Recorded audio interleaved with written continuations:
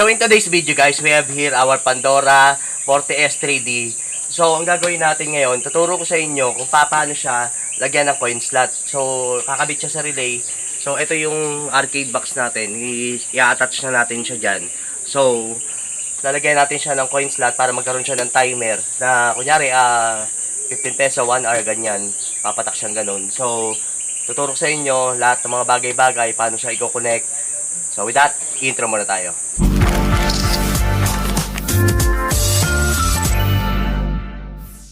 So under nito, ayan, may tatlong tornilyo, tatanggalin nyo yan, and buksan po muna natin. Ito yung Phillips screw. So guys, sa pan-opening, ayan, makikita nyo mayroon dalawang grupo ng wire, kaliwa, kanan. And then hahanapin natin dyan is yung black. So mamaya papakita ko sa inyo, alin yung black dyan. Kasi may mapapansin nyo rito, ayan dalawa yung black, ayan dalawa. So ganun din dito, dalawa yung black, ayan dalawa. Isa, dalawa. Alin dyan ang kukunin natin? Mamaya, papakita ko sa inyo. Pero i-endorse ko muna sa inyo, kailangan nyo ng wire na ganito.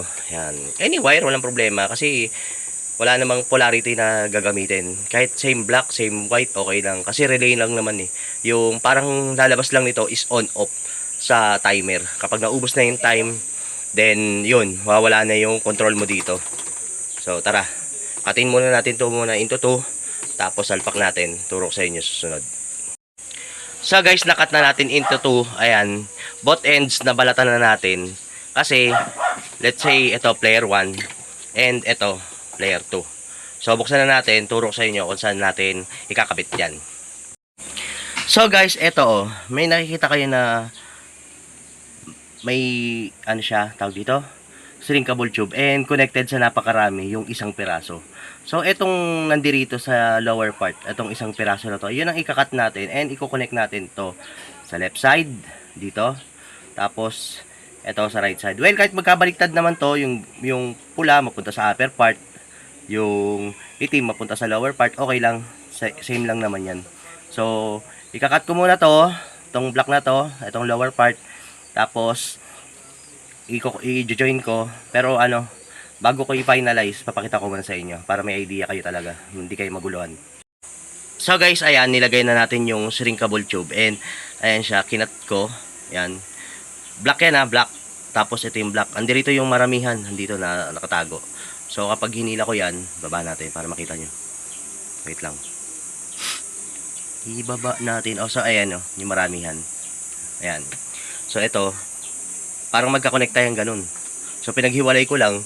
Now, kung pagdudugtungin nyo to, hindi magkukonect na ulit yan. Aandar na uli yung yung player 1. Okay? Sa relay ito, sa timer.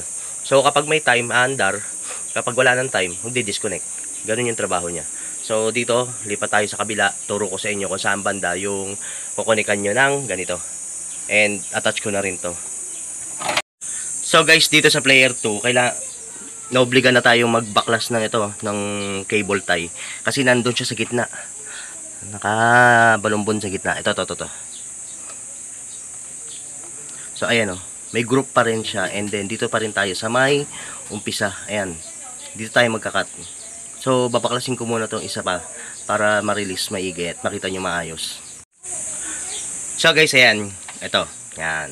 So dito tayo magkakat and magkukunik ulit tayo nito. Again, kahit magkabaliktaran to, okay lang. And then kahit kung gusto nyo hinangin, pwede naman para mas secure. And pwede rin namang hindi. Nasa sa inyo na po yun. Well, in my case, hindi ko na hinangin to. Baga, hihigpitan ko lang yung pag-roll ko nito. Yung pag-twist nitong wire dito. So, cut ko muna, then pakita ko sa inyo. So, ayan. Ito yung kumpol na marami, di ba? Naalala nyo? Ayan and ito, pwede yan dito. Or ito, pwede dito. Or ito, pwede dito. Or ito, pwede dito. Basta tag-isa silang dalawa. Okay? Connect ko muna ha. So guys, ayan. Papasok ko na lang to sa shrinkable tube and iinitin ng lighter. Ito, gagamitin yung lighter para sumikip to. And in my case, hindi ko na siya talaga hihinangin. Pero kung ako tatanungin, mas maganda na kahinang. Sobrang busy ko rin guys kasi gagawa pa tayo ng ayan, yung sub-bento natin sa ating piso wifi, kaya kailangan ko matapos din to at may install na natin. And benefits din naman na na maipakita ko sa inyo yung mga paano maggawa nito para may idea kayo kapag gusto nyo magnegosyo ng ganito, palaro nyo sa lugar nyo. Yan, depende rin naman sa area. I hope maganda yung maging result nito sa mga palaro natin dito sa area ko, sa Bulacan. So after natin ma-lighteran, ayan ang itsura niyan guys. Oh. So ayan yan, nakakunik yung ganyan. Pinaghiwalay lang natin, kinat natin, and then tag-isa. Papunta sa relay dito. Ito, kukonect natin sa relay. Doon, nasa loob na ng arcade box. Ituturo ko sa inyo. So guys, ito yung likod ng ating yung arcade box. And dati PlayStation na nakalagay, dating Xbox 360. But then ngayon, ang gagawin natin is Pandora na ilalagay natin sa harapan. So, ito yung cord ng PlayStation, PlayStation 2. So ayan, oh. So, tuturo sa inyo yung relay. So, ito yung relay. Ito. Ayan. So, sa taas may timer yan. Sa harapan. Ayan. Dito nyo i-connect yung dalawa na player 1. Kunyari, let's say player 1 to. And then sa kabila, ito, pagpasensyahan nyo na yung wiring. Nirevive ko lang ito eh. Tapos, ito, coin slot. Yung kasunod. Diba yung orange? As etong tatluhan na to, ayan o, tatluhan. Yan. Papunta yan sa coin slot dun sa loob. Ito rin yung tatluhan dito. Itong tatluhan, coin slot, papunta ron. Doon. Sa baba, sa harap. So yan. Ito naman, connect sa player 2. Yan. Connected din yan dito sa relay. Dito sa relay. So yan, inano ko na yan. Yung relay niya is, tag dito, hininang ko na para hindi na mag-ano-ano pa. Magloko-loko. Ay, hininang ko. Sorry. Yan. So, the same, may timer yan sa taas. Kapag naghulog ka ng piso, magta-time yan. So, ito, connected siya sa 12 volts. Yung timer, connected sa 12 volts. So, yan. Tapos, yung 12 volts na yan, umikot niya papunta rito. Yan. So, ang supply, isa lang. Isang 12 volts, 1 amp. Para sa dalawang timer. So, yun. Para may idea lang kayo. Medyo magulo yung wiring, guys. Pero, madali lang naman din ma-trace kasi relay, ito coin slot, tapos relay, supply. Kabila, relay, supply, coin slot. Yun lang siya. So, setup ko muna and then pakita ko sa inyo kung ano magiging itsura. So guys, ito na yung medyo magulong panset pero explain ko sa inyo yan dahan-dahan. So, ito yung HDMI papunta sa TV. Ito yun. Packet sa taas. So, ito yun. Yan, nahulog tuloy. Yan, papunta yan dito. May butas yan dito. And then, ito, power supply, 12 volts. And then, naalala nyo ito, yung ginawa natin kanina. Kukonect natin siya dito sa dito. Kukonect natin dito sa terminal ng relay. Yan. And then, sa kabila, yung player 2. Ito, kukonect naman natin doon. Magkabaliktaran, okay lang yan. Gagana yan. Kahit pa ganon, okay lang yan. So yan, break up lang tayo.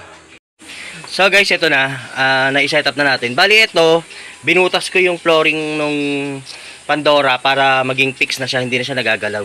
And then nandiyan na yan, yung player 1, player 2. So kahit anong galaw-galaw ko dyan, hindi talaga andar yan unless maghulog ako doon sa baba. So hulog tayo piso.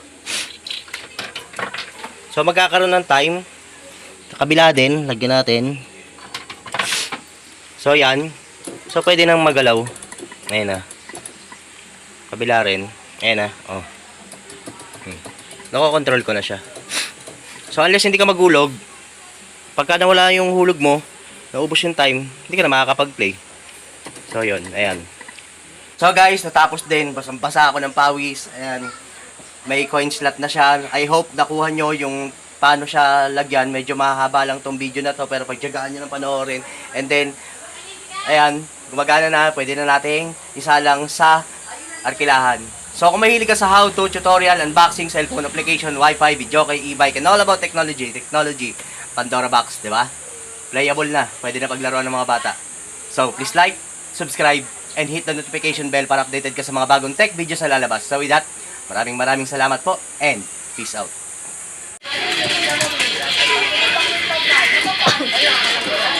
Ano?